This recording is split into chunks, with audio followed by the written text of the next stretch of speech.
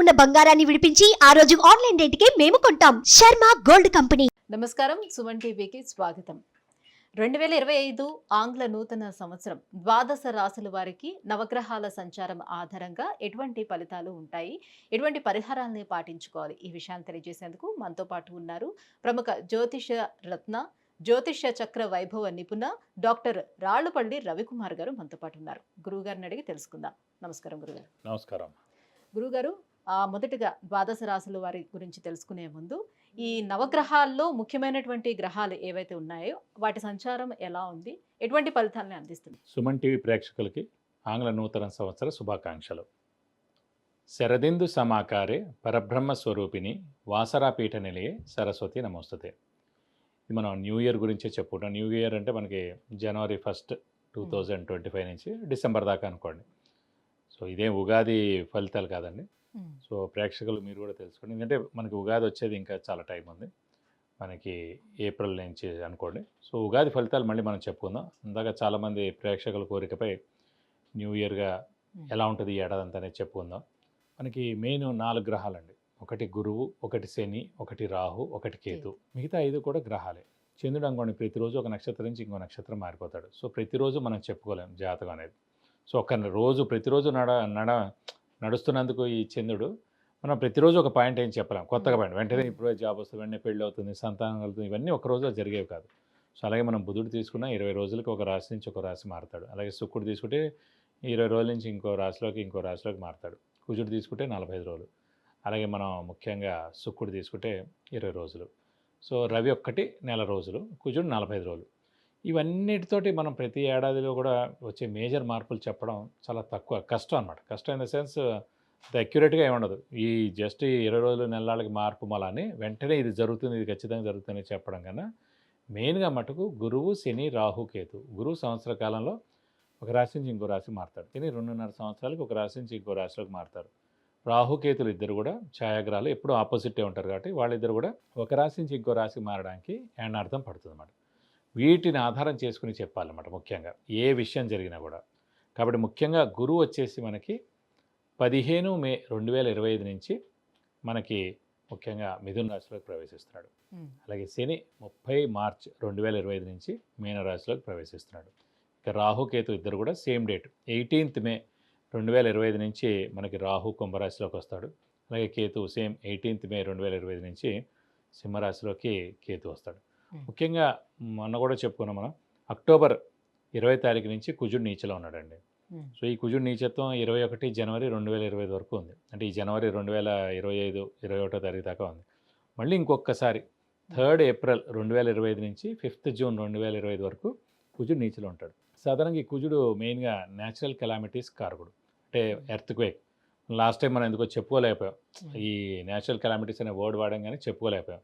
So earthquake కానివ్వండి, మేజర్గా తుఫాన్లు కానివ్వండి, పంచభూతాలు ఏవైతే సృష్టిస్తాయో నీరు ద్వారా కానివ్వండి, భూమి ద్వారా కానివ్వండి, లేకపోతే ఫైర్ అగ్ని ద్వారా కానివ్వండి, సో ఇలాంటి ఈ పంచభూతాల సాక్షిగా ఏదైనా ప్రళయం సంభవించేందుకు అవకాశం ఉన్నాయి. ఇది కాకుండా కుజుడు మెయిన్గా కారకుడు ఎలక్ట్రికల్ అనుకున్నాం, ఫైర్ ఏదైనా అంటుకోవడం కానీ, సెక్యూరిటీ కూడా కుజుడే అండి.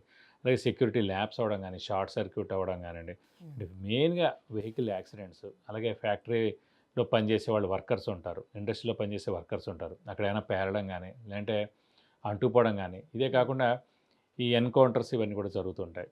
ఇలాంటి చోట్ల కూడా అనవసరంగా మన పోలీసులు కూడా కొంతమంది చనిపోవడం జరుగుతుంది, అలాగే ఆర్మీ వాళ్ళు కూడా కొంతమంది చనిపోవడం జరుగుతుంది.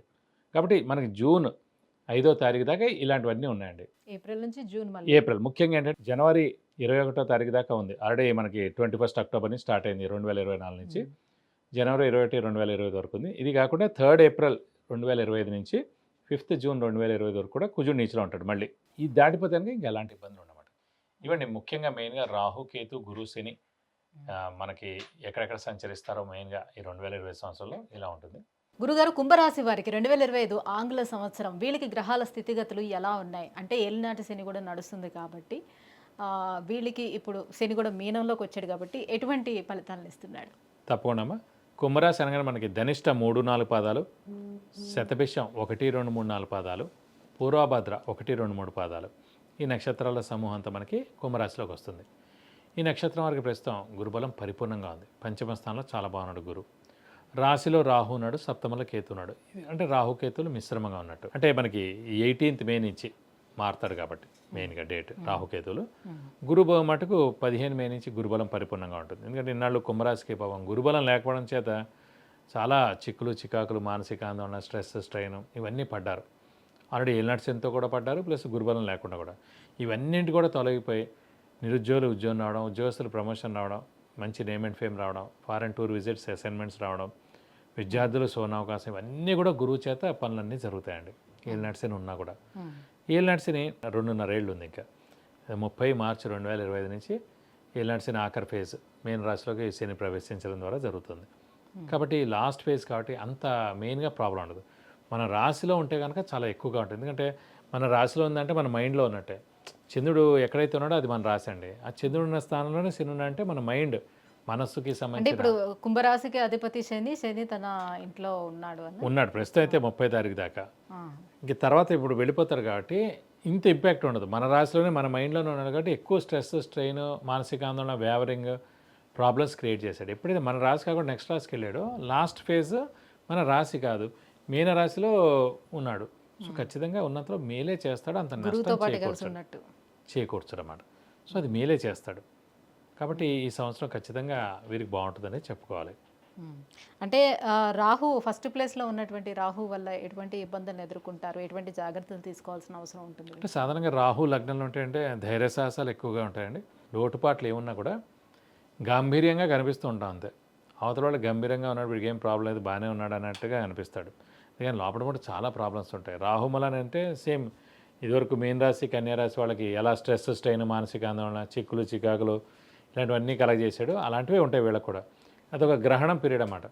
ఏంట్రా ఇలా మారిపోయాడు, ఇదివరకు ఇలా ఉండేవాడు, ఇదివరకు ఇలా మాట్లాడేవాడు, ఇప్పుడేంటి ఇలా మారిపోయాడు, సమాధానం చెప్పట్లేదు, పొగరెక్కింది, అలా అక్కర్లేనివన్నీ వచ్చేస్తాయన్నమాట. మన గురించి ఏంటంటే నెగిటివ్గా వెళ్ళిపోతుందండి జనాలకి. మనల్ని ఎవరు నమ్మరు, మనం సరైన వాళ్ళకి కావని అనిపిస్తుంది. ఇది ఒక ఏనార్థం పీరియడ్ అండి. ఈ ఏనార్థం పీరియడ్ ఇలా ఉంటుంది. కాబట్టి మనం జాగ్రత్తగా ఎవరితోనైనా మాట్లాడేప్పుడు జాగ్రత్తగా మాట్లాడడం, ఎవరిని ఆచితూచి అంచనా వేయడం, ఇవన్నీ చేసుకుంటూ ఉండాలి.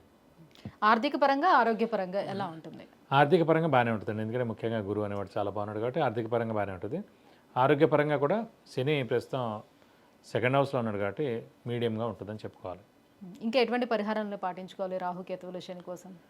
ముఖ్యంగా రాహుది పాటిస్తే సరిపోతుంది. శని అంటే ఇన్నాళ్ళు చేశారు కాబట్టి ఈ సంవత్సరం అంతా కూడా రాహు అంటే ముఖ్యంగా సుబ్రహ్మణ్య స్వామిని, అమ్మవారిని ఎక్కువగా పూజించడం. ప్రతిరోజు సుబ్రహ్మణ్య స్వామి అష్టోత్తరం, ప్రతిరోజు అమ్మవారి ఏ అమ్మవారైనా పర్లేదు అష్టోత్తరం చదువుకోవడం. అలాగే దేవి ఖడ్గమాల అని ఉంటుంది, ఒక 10 నిమిషాల్లో అయిపోతుంది, చదువుకుంటే కూడా చాలా మంచిది. వీలైతే కనుక అమ్మవారి టెంపుల్ ప్రతి శుక్రవారం వెళ్ళి 40 ప్రదక్షిణాలు, అమ్మవారికి అభిషేకంగా అర్చన కానీ చేయించడం. అలాగే సుబ్రహ్మణ్య స్వామికి మంగళవారం టెంపుల్కి వెళ్ళి 40 ప్రదక్షిణాలు, అలాగే హోమం మరియు అభిషేకం సుబ్రహ్మణ్య స్వామికి మీ పేరు నక్షత్ర గోత్రములు చేస్తే కనుక అన్ని విధాలా మీకు మంచి చేకూరుతుంది. విద్య, ఉద్యోగం, వివాహం, వ్యాపారం, విదేశీయానం, ఆరోగ్యం, ఐశ్వర్యం, గృహం వీటన్నిటి గురించి తెలుసుకోవాలంటే కింద స్క్రోల్ అవుతున్నటువంటి నెంబర్లకి కాల్ చేయడం, లేదంటే మెసేజ్ చేసి గురువుగారి యొక్క అపాయింట్మెంట్ పొందొచ్చు. గురుగారు, 2025 ఈ ఆంగ్ల సంవత్సరం కుంభరాశి వారికి మిగతా గ్రహాలన్నీ కూడా ఎట్లా అనుకూలిస్తున్నాయి, ఏ గ్రహాల కోసం ఎటువంటి పరిహారాలు పాటించుకోవాలి, విషయాలని తెలియజేసినందుకు ధన్యవాదాలండి. నమస్కారం.